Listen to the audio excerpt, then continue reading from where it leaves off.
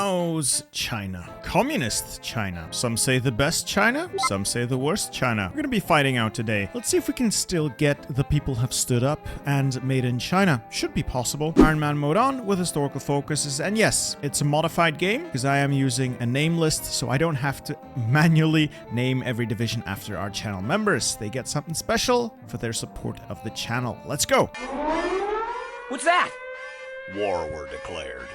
So I made a video about this not too long ago, but a lot has changed since. So let's start off with the basics. We're gonna take the Juntuan. Not great, but we can make that work. We'll rename them to the channel members, and we'll train a couple more. Another 10 should do with a high priority. The ones we already have will also convert to this naming scheme, and we're going to manually rename these divisions. Mao can lead the army. He's not that great, but at least he still has his hair, and Lin Biao is in charge. Something like this. Production. We have 3 mills. They're all going to be making cheap guns. Construction. We'll build 2 levels of infrastructure in Shanxi. I don't know if we'll ever get it finished, but it's a start. Research. We're gonna need a couple trains, and we want to research it a little quicker, so that's just the basic. We only have 2 slots. As for focuses, this is the typical shared Chinese bit. This is Mao's specific bit, and this is also mostly Mao's specific bit. So we're first going with land redistribution all the way down to exploit the weak neighbors. We will exploit them remorselessly. Then let's trade for some steel with the Soviets and get going. We'll exercise these units and make sure these guys will be deployed at the high priority. I don't need my divisions to have a lot of guns. I just need to have a lot of divisions. We have a little bit of political power. Let's justify a war goal. Retake core states on Shanxi. He's very far away,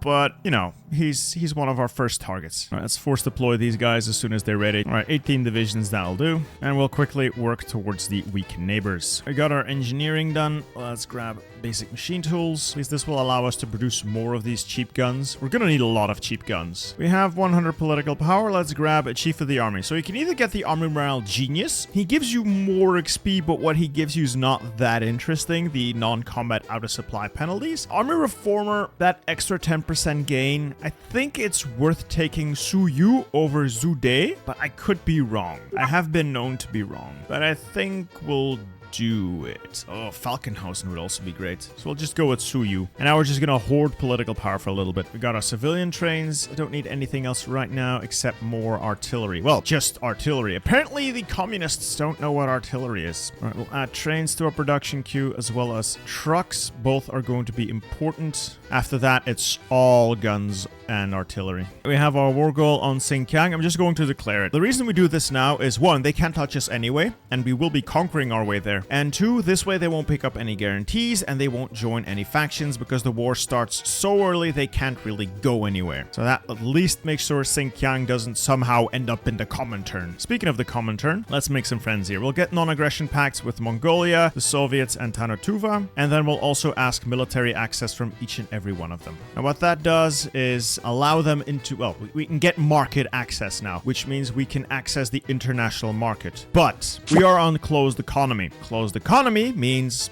not only are we not trading resources with anyone, we are not allowed to use the international arms market. So Mao, despite his glorious hair, can't buy guns. So we need to get off closed economy. I know it sucks. We are going to exploit the weak neighbors. Pause the game here. All right, we'll set up for the next bit, which will be strengthen the central secretariat down into Maoism. More guns, remove a negative penalty. Oh, all penalties are negative, and a little bit of bonus here. Next up, keep the game paused. We are going to declare war on Yanshishan. These divisions are just going to walk in there and pin those 2 divisions in place. These guys here, 1 division pins.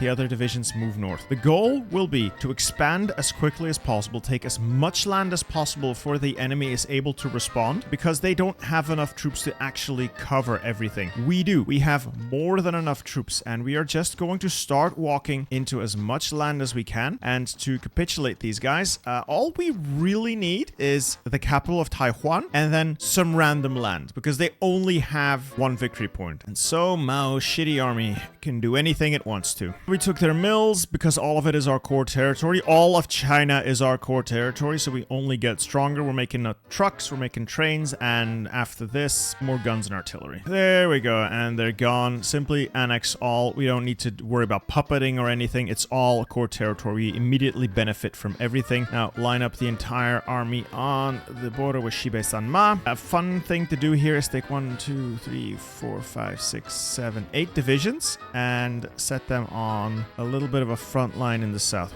So the southern tiles here up to the river, and then everyone else concentrate on that northern tile and just railroad them in. What we're going to do here is exploit the fact that Ma doesn't have enough troops to cover their border. Again, we're going to put 1 unit on each tile and just individually pin all of their units. And up here, they usually don't put a unit in that desert tile. And that's where our 10 divisions are going to go in. They're going to go walk into that tile and fan out, rushing their victory points, so they don't really stand a chance of fighting us. We'll declare war, pin every single one of their divisions in place with a cheeky little attack. And up north, we're just going to walk into that tile and spread out from there. Sweet, we've stolen more of their military factories, and we're gonna make a little bit of artillery. I think 2 on artillery, and then everything else on guns. Either these really shitty guns, or if we've researched it in time, some of the slightly better guns. And I use the term better loosely. Very, very loosely. They're dead. It's over. Only 5 guns, unfortunate. Simply take all of it, pause the game, 18 divisions, and head for the border with Xinjiang, and that is even easier. They have even fewer units than Ma, and just take Urumqi. I'll tie up there, and Kashgar down there. While that's going on, let's also prepare for the future. We need a couple of railways. We want to plug the former capital of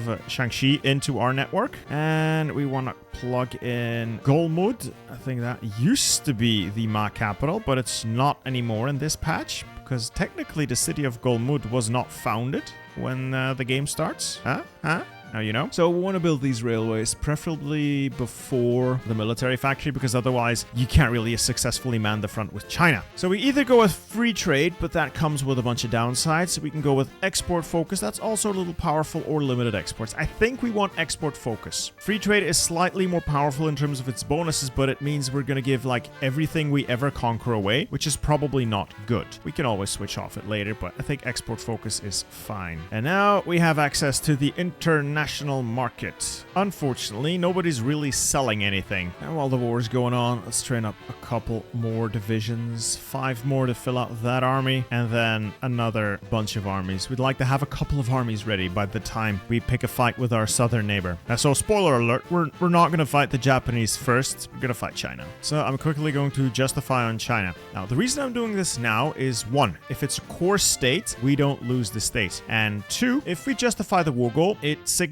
to China, oh, there's a threat, and they'll start putting troops there. China starts by putting their troops on our border, then gets the alert, oh no, Japan is justifying, and then starts rolling troops out to that border. If we do it the other way around, the AI China tends to just completely abandon its defense against Japan to start manning our pretty long front, and they die. There they go. Simply annex all. There. Now we've significantly increased our territory. We have significantly increased our industries. I'm going to finish off that 1 level of infrastructure. The second one I really don't want. We're going to build out the railway, and then just mills, mills, mills, mills. Wherever we have a reasonable amount of infrastructure, which is probably nowhere, mills. All right, we have slightly better guns. Let's keep focusing on the industry. So I'm thinking concentrated in this case, because we just need lots of stuff quickly. We can make better guns, but we're going to keep making the terrible ones because they simply have a very high efficiency already. So any new factories can go to the new guns, and the old factories can stay on the old guns until the new guns have reached that level of efficiency. In terms of focuses, we're still heading here down to Maoism, after which we are going to enforce the 3 rules, trade in some opium, and abolish the land rent. Meanwhile, we're going to keep an eye on what China and Japan do. China's very likely to simply lose, and lose hard. Couple more months and Japan's going to come knocking, and they will not have the support of Shanxi or Communist China or Ma or Xinjiang or Yunnan or Huangxi really, because we're not going to form form the faction.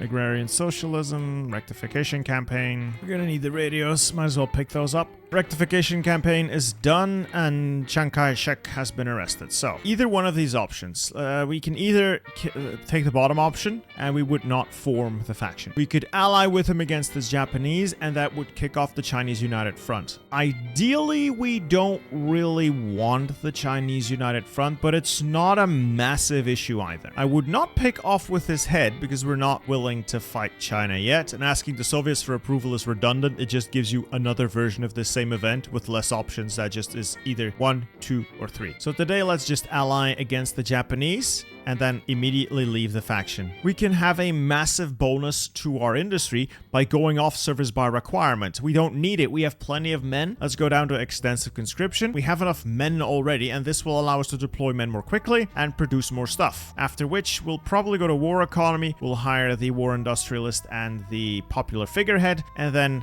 more men for the army. Everything is coming up Millhouse. We are going to be just fine. If you have the factories for it, you can build a railway or a supply hub down here to slightly more easily invade China. Probably worth the expense, but just make sure to reorganize the railway system. Land rent abolished. We're going to head down to People's Liberation Army. The fastest way to do that is going to be infiltration, and then there we pass, or we skip these two. I'm also going to unlock superior firepower. I'm going to go work my way down that tree, and we're going to add a little bit of firepower to our base infantry. A little bit of artillery short, but not that much. Should be able to make it work. Now is the time to just go in there. We're not going to call any allies. We don't have any, and we're going to take as much of as much land as we possibly can. It's going to be annoying no matter what we do, so just go for it. Our units are crap, but so are China's, and our pressure combined with the Japanese should enable us to eventually force a breach. Let's also make a deal with the Japanese. If they want some military access, that would be cool. Now attack, attack, attack, attack. Most of their units are just as bad as ours, if not worse. Grab victory points, grab what little supply lines you can, and try to sneak your way along this border, like cut off Japan. I admit that's a tall order. Oh well, it doesn't really matter though. China will lose, and what matters is that we get war participation, as much of it as possible. So occupation, losses, combat, it all contributes in the end. 16%. Chinese still holding on, but barely. They're funneling fresh troops in their last standing. I hate it when they do that. And that's Chongqing, and that's China out of it. And we're going to end this with 17% war participation, which is not a lot. Honestly, not a lot. But fortunately, most of the things we see here are cheap. Unfortunately, we don't have that many points to begin with, so we are going to need to be selective. Now, we did become a whole lot more powerful, and we did just achieve the people have stood up, because for that you just need to defeat China. We have defeated China, but we're not there yet. We want to get made in China, which means getting a lot of factories, and while I would like to say, well, we can just sit here and build, that is not the case. We still have this to contend with, and just Japan will be coming our way. Japan is not going to take kindly to the fact that they've just essentially fought us and got nothing. So we're going to focus on improving the army we have and training more troops, a lot more divisions. We'd like to have at least a full army group, but we don't know how much time we have. Japan is going to come for us in about 10 days. I have a couple more divisions I can get out. Not a lot, but some. And this guy can guard the ports. He doesn't have enough units to guard the ports, but hey, it's the idea that counts, right? All fresh divisions can go to him. First order of business, we mop this up. Then I redeploy these guys to either the main front or Qingdao, and we keep killing whatever lands in Qingdao. Over here, we simply try to maintain the defense as best we can, really. I have no other plan but to keep that front stacked to high heaven. I wish I had more guns. Unfortunately, I don't, so I can't really make better divisions. This army is slightly better, but yeah, this is the majority of my templates. I just don't have the guns. World tension will be high enough for the Soviets to start sending us Lend-Lease, which is very kind. Immediate declaration of war. We're going to slow everything down. This is going to suck, and there's nothing we can do about it. Oh my god, no! No, they're immediately throwing naval invasions and I'm not ready. Okay, this army needs to contain Anhui. This army kill whatever's in Qingdao and then contain the naval invasion. And they've landed in Shanghai and they're going to have so many divisions in there before I can blink that it's going to be unrealistic that I can even contain the... Yeah, I think we're dead. And I set these guys up wrong, so they were trying to cover the entire coast instead of just the ports. But it also doesn't matter because these guys are woefully under-equipped. I might not even be able to close this initial... We'll take Qingdao. I was going to do the port trick, but I am in no way, shape, or form qualified to do it right now. I can't. I cannot justify that move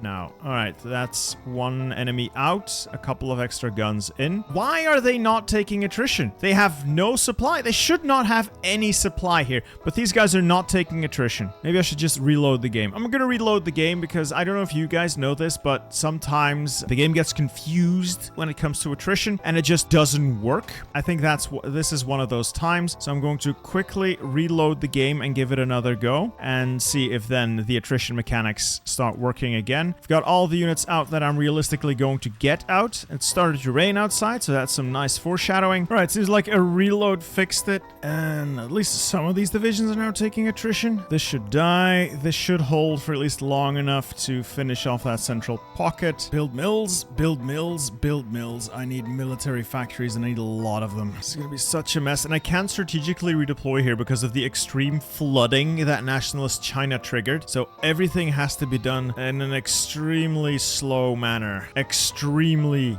slow. Oh god. At least the north is holding, but what good does that do me if they kill me in the south? I need more guns. Additional naval landings. And we're just about to push them out of Shanghai too. We'll do our best. We'll do our best. I think we can get this contained. If we do this properly, we can still get this contained. I should turn off all naval access here. I don't want anything trying to go by sea. The north is fine, so they're not pushing through here. I've got this densely stacked. Plenty of these units here to cycle around. It's really this naval invasion that I'm worried about. Yeah, and then they push me back out.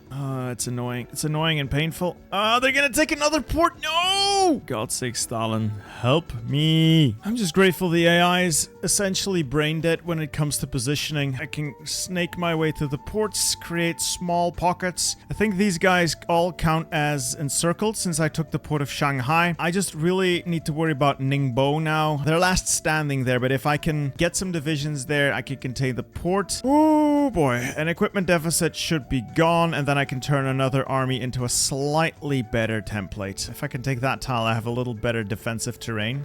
Just a little better is better. Every little edge I can get, I'll take. Yeah, these guys are all encircled. I should be able to deal with them. And I'm just going to have to hope that there won't be a naval invasion coming my way. I'm going to pull all the port guards off port guard duty to try and contain the naval invasion around Ningbo. No, there is a naval invasion coming.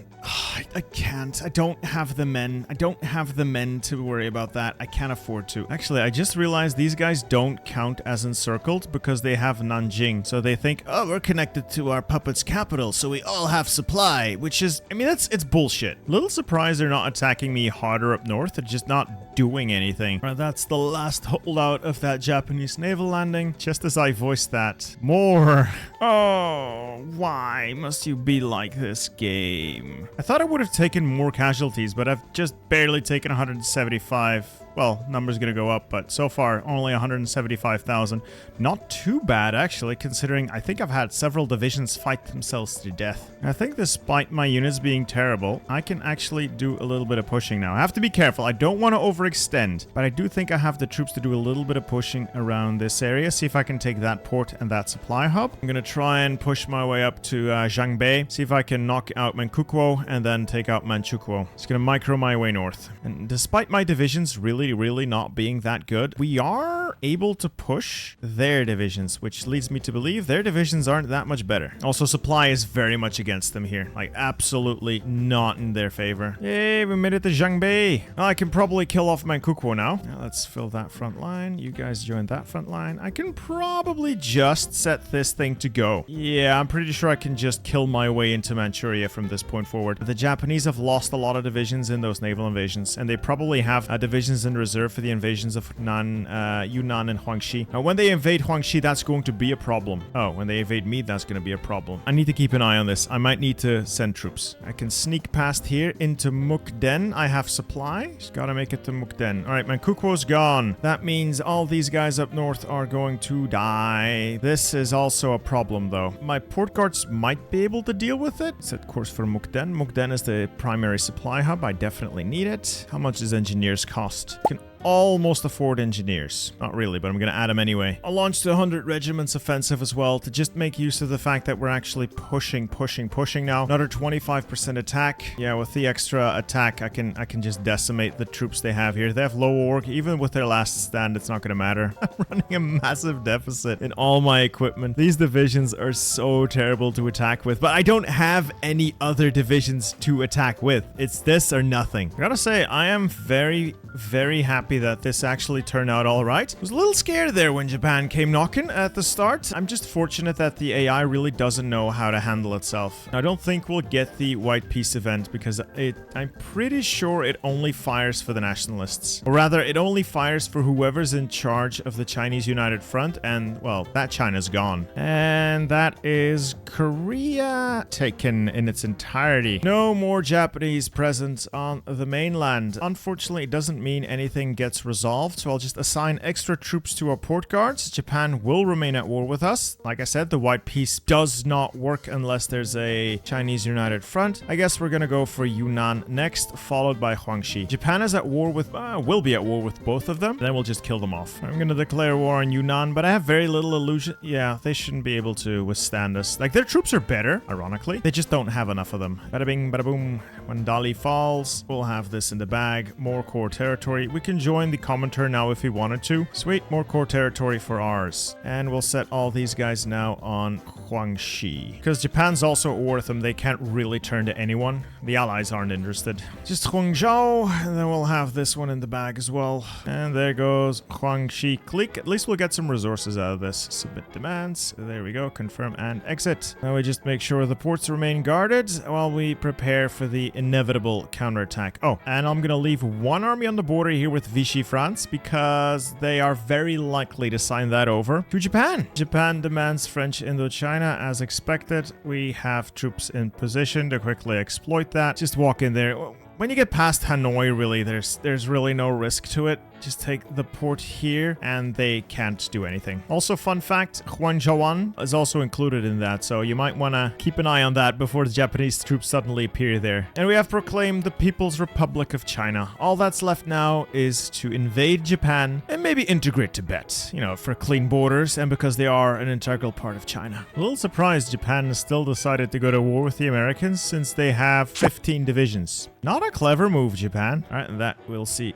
Tibet joins the Greater East Asian Co-Prosperity Sphere. That was a good move. Well, since Siam has also joined the Greater East Asian Co-Prosperity Sphere, let's go and wipe them out. They shouldn't have too much in the way of opposition here. Training the paratroopers we'll use to invade. We got a bit of an air force. More is always better, of course, but beggars can't be choosers. We're getting there. And then we will drop our paratroopers around Nagasaki and follow up with the main army. Troops are in Bangkok already, and we'll overrun the rest of the country. Easy peasy. Just gotta make sure that we have green skies over everything. I do mean everything, because otherwise paratroopers don't work. They're extremely finicky. Just need to get green air over the home islands, which is going to be a bit of a problem, but once enough of their airplanes have been shot down, who knows? Okay, there goes Italy, as usual. Oh, I baited them by moving my air force around real quickly and then moving it right back. We managed to land some troops here. Not the ports themselves, but they are being contested, but we did land next to the ports, and with our a little bit of added micro, I think we can now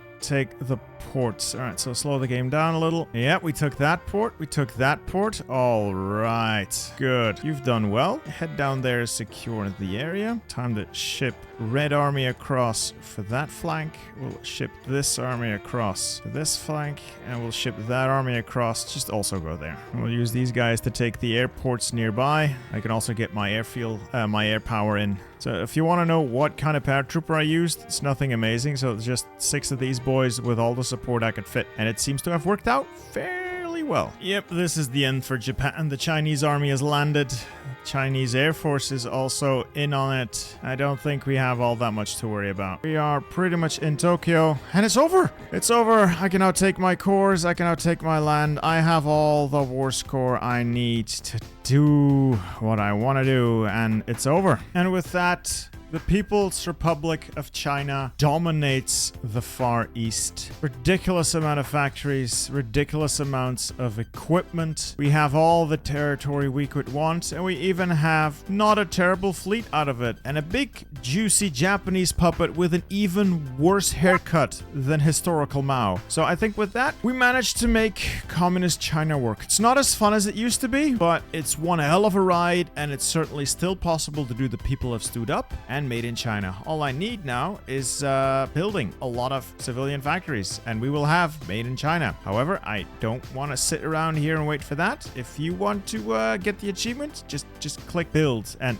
spam. That's all you have to do now. You've won. It's over. I hope you guys enjoyed this video. I hope you guys will enjoy this next one as well. See ya.